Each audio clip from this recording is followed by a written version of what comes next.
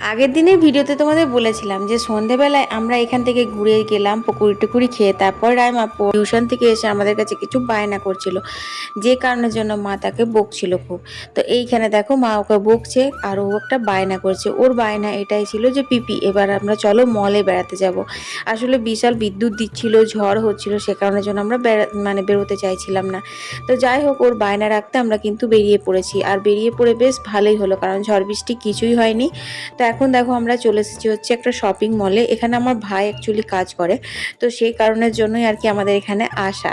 এই মলটা জামতলাতে নতুন খুলেছে আর খুব রিজনেবল প্রাইসে এখানে জিনিসপত্র দেওয়া হচ্ছে। এটা হচ্ছে কসমো বাজার, তোমরা কম বেশি সবাই নাম শুনেছো, আসানসোলেও এই মলটা রয়েছে।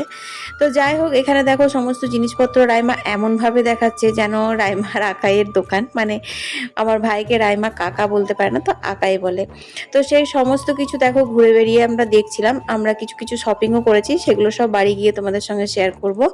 তো এখানে আমি ভাইকে একটুখানি ভিডিওতে নিয়েও ছিলাম, এই যে সকালবেলা ডিউটি এসেছিল, তোমরা আগের ব্লগগুলোতে দেখেই নিয়েছিলে। তো যাই হোক, মল থেকে বেরিয়েই আবার একটা বায়না, সেটা হচ্ছে পিপি ফুচকা খাবো। তো বুবলার বাবা, আমার বাবা, দাদা আর রাইমা ওরাও ফুচকা খাচ্ছে, আর আমি খেলাম একটুখানি চাট, আর বুবলা কিছু খায়নি। তো এখানে দেখো সুন্দর করে চাট বানিয়েছে, অনেকদিন পর কিন্তু আমি আমার বাবার বাড়ি মানে জামতলার চাট খেলাম, বেশ ভালো লেগেছিল। তোমাদের মিনি ব্লগটা ভালো লাগলে লাইক শেয়ার করে দিও।